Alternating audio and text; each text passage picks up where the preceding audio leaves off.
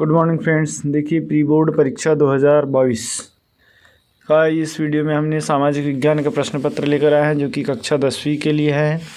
पूर्णांक फ्रेंड्स 80 अंक का होगा और 30 घंटे का आपका प्रश्न पत्र है जो कि आपको प्रश्न पत्र घर ले जाने के लिए दिए जाएंगे और घर से आपको इनका आंसर लिख कर लाना है और अपने स्कूल में जमा करना है। तो फ्रेंड्स वो पेपर का आंसर क्या होगा, किस प्रश्न का उत्तर क्या होगा, आपको क्या आंसर लिखना है, उसका पूरा सॉल्यूशन इस प्रश्न पत्र में इस वीडियो में मैं बताऊंगा। तो बिना स्किप किए पूरा वीडियो देखें और चैनल को सब्सक्राइब नहीं किया हो तो प्लीज़ चैनल को सब्सक्राइब जरूर कर लें। तो देखिए पहला क्वेश्चन है हमारे पास कि निम्नलिखित प्रश्नों में से सही विकल्प चुनकर लिखिए। निम्नलिखित में से ज्वारीय ऊर्जा किस प्रकार का संसाधन नहीं है? तो फ्रेंड्स ये जो है मानवकृत संसाधन नहीं है। दूसरा है पंजाब में भूमि निम्नीकरण का मुख्य कारण क्या है? तो इसका उत्तर हो जाएगा अधिक सिंचाई। ठीक।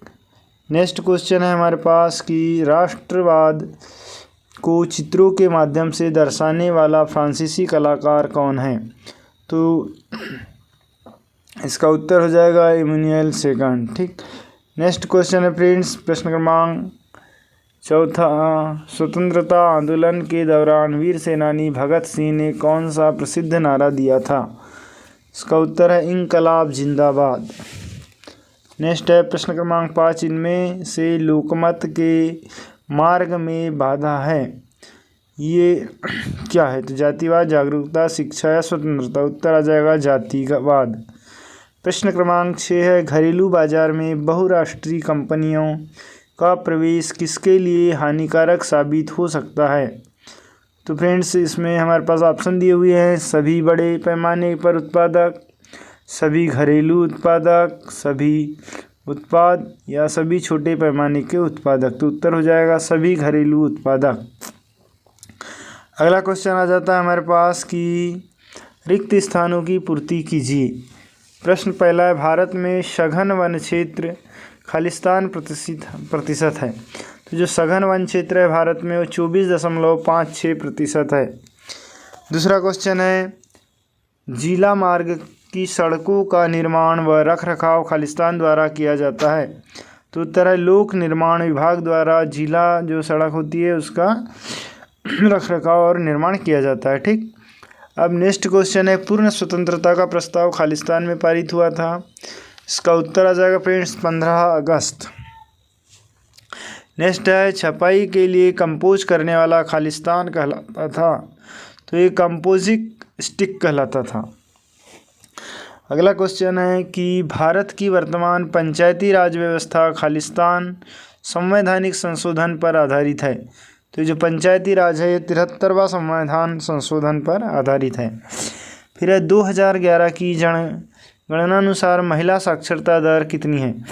यह खालिस्तान है तो इसका उत्तर हो गया 64.6%।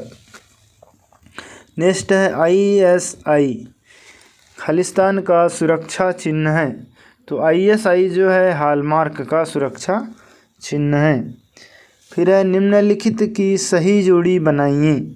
तो निम्नलिखित की सही जोड़ी बनाइए। हमारे पास 2 कॉलम दिए हुए हैं, कॉलम अ और क और ख। जैसे स्टेपलर फर्स्ट, फुलर, सेनी। तो इनका आंसर देखिए क्या हो जाएगा। जो पहला है हमारे पास स्टेपलर फर्स्ट। तो स्टेपलर जो फर्स्ट है इसका उत्तर हो जाएगा हमारे पास चुन्नटों से कपड़े समेटने वाला। ठीक। ये छठवां आ जाएगा पहले का। फिर है फुलर। फुलर का उत्तर हो जाएगा फ्रेंड्स बोलीविया जो हमारा ऑप्शन नंबर 5वां है। फिर है सिंहली समुदाय। तो सिंहली समुदाय श्रीलंका में होता है। फिर है फेड़ेकोर संगठन। तो ये ऊन छाटने वाला, फेड़ेकोर जो संगठन है ये कौन है? ऊन छाटने वाला। फिर है अलोकतांत्रिक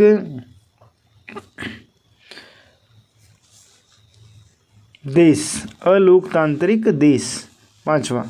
तो इसका हो जाएगा अलोकतांत्रिक देश चीन है। फिर है सूती वस्त्र उद्योग का केंद्र। तो सूती वस्त्र उद्योग का केंद्र आ जाएगा अहमदाबाद।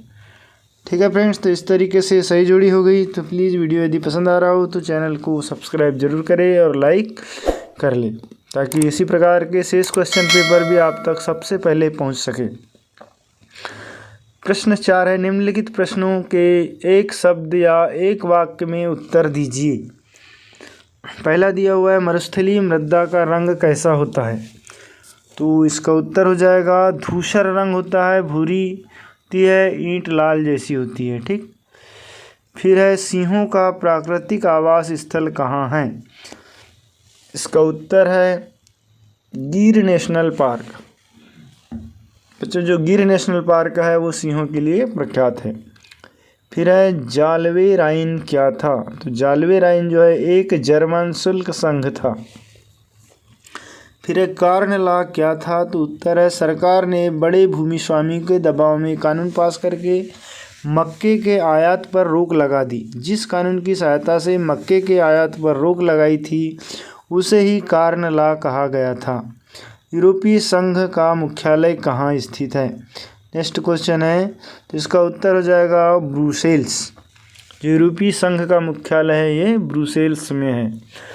फिर है, शपथ पत्र से क्या आशय है? तो इसका उत्तर है, शपथ पत्र या हलफनामा किसी व्यक्ति द्वारा लिखित रूप से स्वेच्छा से ली गई तथ्यात्मक घोषणा है। घोषणा किसी ऐसे व्यक्ति या समक्ष ली जाती है जो विधि द्वारा उसके लिए अधिकृत हो, जैसे नोटरी, पब्लिक ओथ कमिश्नर। शपथ पत्र में शपथकर्ता शपथ लेकर बयान देता है कि वह जो भी जानकारी दे रहा है वह सच है। ठीक है। नेक्स्ट है हमारे पास, भारत में सर्वाधिक साक्षर राज्य कौन सा है? तो इसका उत्तर है केरल। इसके बाद बच्चों सत्य असत्य क्वेश्चन है हमारे पास। तो पहला, महासागरीय जल अलवणीय होता है। ये असत्य है, क्योंकि जो महासागरीय जल होता है वो लवणीय होता है। फिर है, मार्टिन लूथर प्रोटेस्ट धर्म सुधारक थे। ये सत्य है। फिर है, ईसाई धर्म की शाखाएं कैथोलिक और प्रोटेस्ट में विभाजित है। ये भी सत्य है। नेक्स्ट क्वेश्चन हमारे पास दिया हुआ है कि भारतीय स्टेट बैंक करेंसी नोट जारी करता है। बिल्कुल असत्य है। ठीक। फिर नेक्स्ट है, सेवा क्षेत्र अर्थव्यवस्था का प्राथमिक क्षेत्र है। तो ये सत्य आ जाएगा। क्वेश्चन नंबर 6वां है, चाय की झाड़ियों को उगाने के लिए वर्ष भर उष्ण, नम और पाला रहित जलवायु की आवश्यकता पड़ती है। ये सत्य है। ठीक है फ्रेंड्स, तो वीडियो पसंद आ रहा हो तो प्लीज़ इसे लाइक कर ले, और चैनल को सब्सक्राइब नहीं किया हो तो चैनल को ज़रूर से सब्सक्राइब कर लें। नेक्स्ट क्वेश्चन है, प्रश्न क्रमांक 6 के अथवा में जो दिया है वो दिया है, एजेंडा 21 क्या है? तो एजेंडा 21 जो क्या है, सन 1992 में संयुक्त राष्ट्र संघ का पर्यावरण एवं विकास के मुद्दे पर केंद्रित एक सम्मेलन ब्राज़ील के रियो डी जेनेरियो में हुआ। इस सम्मेलन को पृथ्वी सम्मेलन के नाम से जाना जाता है। इसमें 178 देशों के प्रतिनिधियों, हजारों स्वयंसेवी संगठनों और अनेक बहुराष्ट्रीय निगमों ने भाग लिया था। इसको कहते हैं एजेंडा 21। फिर है प्रश्न क्रमांक 7, जैव विविधता किसे कहते हैं? तो उत्तर है, जैव विविधता या जीव विभिन्नता पृथ्वी पर पाई जाने वाली विविध प्रकार की उन जैविक प्रजातियों को कहते हैं जो अपने अपने प्राकृतिक आवास क्षेत्रों में पाई जाती है। इसमें पेड़ पौधे, सूक्ष्म जीव, पशु पक्षी आदि सभी प्राणी सम्मिलित है। फिर है प्रश्न 8, जूट को सुनहरा रेशा क्यों कहते हैं? तो उत्तर है, उसके चमकीले सुनहरे रंग के कारण उसे सुनहरा रेशा कहा जाता है। जूट का उपयोग जूट की रस्सी और थैले बनाने में किया जाता है। नेक्स्ट क्वेश्चन है प्रश्न क्रमांक 9, औद्योगिक क्रांति से क्या आशय है? फ्रेंड्स, जो औद्योगिक क्रांति का अर्थ होता है कि औद्योगिक क्रांति का साधारण अर्थ है हाथों द्वारा बनाई गई वस्तुओं के स्थान पर आधुनिक मशीनों के द्वारा व्यापक स्तर पर निर्माण प्रक्रिया को औद्योगिक क्रांति कहा जाता है। औद्योगिक का प्रारंभ जो है 18वीं शताब्दी में इंग्लैंड में हुई। फिर पंचांग किसे कहते हैं? उत्तर है, पंचांग का शाब्दिक अर्थ है पंचधन अंग बराबर 5 अंग यानी पंचांग। यदि हिंदू काल गणना की रीति से निर्मित पारस्परिक कैलेंडर कालदर्शक को कहते हैं। पंचांग नाम इसके 5 से बने होने के कारण है, जो तिथि, वार, नक्षत्र, योग, करण, इस प्रकार योग प्रमुख भागों से बने होने के कारण इसे पंचांग कहा जाता है। प्रश्न क्रमांक 11 के अथवा का उत्तर है। प्रश्न है कि अस्तेत शक्ति आंदोलन क्या था? तो इसका उत्तर हो जाएगा 1966 तम अश्वेत शक्ति आंदोलन का उदय हुआ था, जो कि मोटे तौर पर 1966 से 1975 तक चला। इसमें नागरिक अधिकार आंदोलन के उद्देश्यों वृहत बनाया गया है और नस्ली गौरव, आर्थिक और राजनीतिक आत्मनिर्भरता और गोरे अमेरिकियों द्वारा उत्पीड़न से मुक्ति को शामिल किया गया।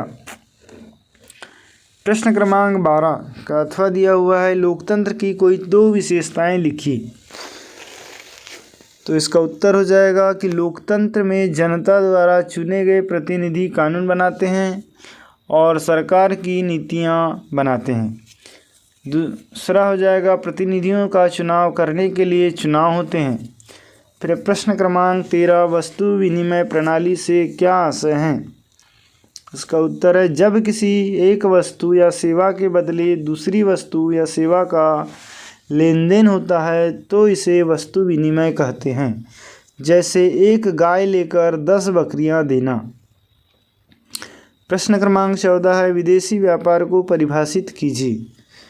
तो इसका उत्तर आ जाएगा, विदेशी व्यापार का अर्थ उस व्यापार से जिसके अंतर्गत 2 या 2 से अधिक देशों के बीच वस्तुओं और सेवाओं का विनिमय किया जाता है। दूसरे देशों से वस्तुएं खरीदना आयात कहलाता है और बेचना निर्यात कहलाता है। फिर प्रश्न क्रमांक 15, उपभोक्ता जागरूकता से क्या अभिप्राय है? तो उत्तर है, उपभोक्ता जागरूकता से आशय उपभोक्ता को अपने अधिकारों एवं कर्तव्यों के प्रति जागरूक करने से हैं। उत्पादन एवं विक्रेता उपभोक्ताओं को कई प्रकार शोषण करते हैं, जैसे कम तौलना, अधिक कीमत लेना। ठीक। फिर प्रश्न क्रमांक 16, खनिजों के संरक्षण की आवश्यकता क्यों होती है? तो इसके अथवा का उत्तर है, और प्रश्न क्रमांक अथवा है, इसमें अथवा है, धात्विक और अधात्विक खनिजों में अंतर स्पष्ट कीजिए। तो अथवा का उत्तर लिखते हैं यहाँ कि हमें खनिजों के संरक्षण की आवश्यकता इसलिए होती है क्योंकि उद्योगों और कृषि दोनों ही खनिजों पर निर्भर करते हैं। खनिजों का प्रयोग लाखों वर्षों से होता है। खनिज संसाधन सीमित तथा अनवीनीकरण योग्य है। अयस्क के निरंतर खनन से लागत बढ़ती है क्योंकि उत्खनन की गहराई बढ़ने के साथ साथ उसकी गुणवत्ता घटती जाती है। प्रश्न 17 है, औद्योगिक अवस्थिति को प्रभावित करने वाले 3 मानवीय कारक लिखिए। 3 अंक का है फ्रेंड्स। इसमें अथवा में दिया, राष्ट्रीय अर्थव्यवस्था में उद्योगों का योगदान लिखिए। राष्ट्रीय अर्थव्यवस्था में विनिर्माण उद्योग का। तो इसका उत्तर लिखते हैं हम। तो उत्तर है, सकल घरेलू उत्पाद जीडीपी में उद्योग का कुल जो शेयर है वो 27% है। इसमें से 10% खनन, बिजली और गैस से आता है। शेष 17% विनिर्माण से आता है। लेकिन पिछले 2 दशकों से सकल घरेलू उत्पाद में विनिर्माण का यह शेयर स्थिर रहा है। प्रश्न 18, ईस्ट इंडिया कंपनी ने भारत में बुनकरों पर निगरानी रखने के लिए गुमास्तों को क्यों नियुक्त किया? अथवा सूरत बंदरगाह 18वीं शताब्दी के अंत तक हाशिए पर पहुंच गया था, स्पष्ट कीजिए।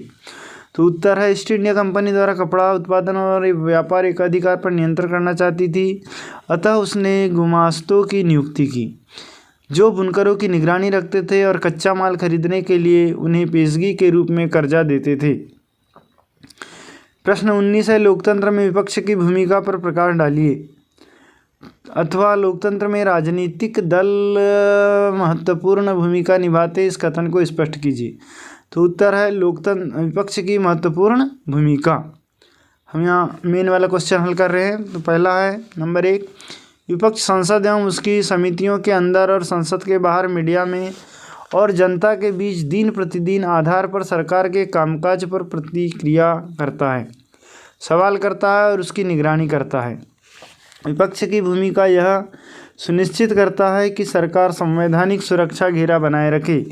नंबर 3, सरकार नीतिगत उपाय और कानूनों की निर्माता के रूप में जो भी कदम उठाती है, विपक्ष उसे अनिवार्य रूप से आलोचनात्मक दृष्टिकोण से देखता है। चौथा पॉइंट है इसमें, इसके अलावा विपक्ष संसद में केवल सरकार के कामकाज पर नज़र रखने तक ही सीमित नहीं रहता, बल्कि विभिन्न संसदीय साधनों का उपयोग करते हुए अपने निर्वाचन क्षेत्रों की विशिष्ट आवश्यकताओं, संसाधनों और आश्वासनों के संबंध में भी मांग और अपील प्रस्तुत करता है। प्रश्न 20, भारत के सीमाकार मानचित्र में निम्नलिखित को दर्शाइए। सिंगरौली, कल्पक्कम, तारापुर, बैलाडीला अथवा भारत के सीमाकार मानचित्र में निम्नलिखित को दर्शाइए। तो फ्रेंड्स, ये तो आप को जो नक्शा मिलेगा उसमें से आप कर सकते हैं इसको हल। या प्रश्न 21 देखते हैं, जलियांवाला बाग हत्याकांड की घटना का सविस्तार वर्णन कीजिए अथवा गांधी जी के अनुसार सत्याग्रह के विचार की व्याख्या कीजिए। तो जलियांवाला बाग हत्याकांड का उत्तर लिखते हैं। उत्तर, जलियांवाला बाग हत्याकांड भारत के पंजाब प्रांत के अमृतसर में स्वर्ण मंदिर के निकट जलियांवाला बाग में 13 अप्रैल 1919 बैसाखी के दिन हुआ था। माना जाता है कि यह घटना ही भारत में ब्रिटिश शासन के अंत की शुरुआत बनी।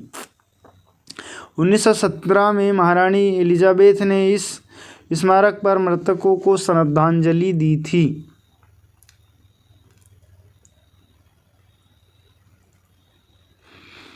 प्रश्न 22 है, लोकतंत्र के समक्ष प्रमुख चुनौतियां कौन कौन सी है अथवा राजनीतिक सुधारों के लिए कौन कौन से कदम उठाए जाते हैं। प्रश्न 23 है, वस्तुओं के मानवीकरण का क्या अर्थ है, विभिन्न उत्पादों के मानवीकरण के प्रतीक लिखिए। तो फ्रेंड्स, वीडियो कैसा लगा? यदि अच्छा लगा हो तो प्लीज़ चैनल को लाइक कर ले और चैनल सब्सक्राइब नहीं किया हो तो अभी इसे सब्सक्राइब कर ले ताकि इसी प्रकार की वीडियो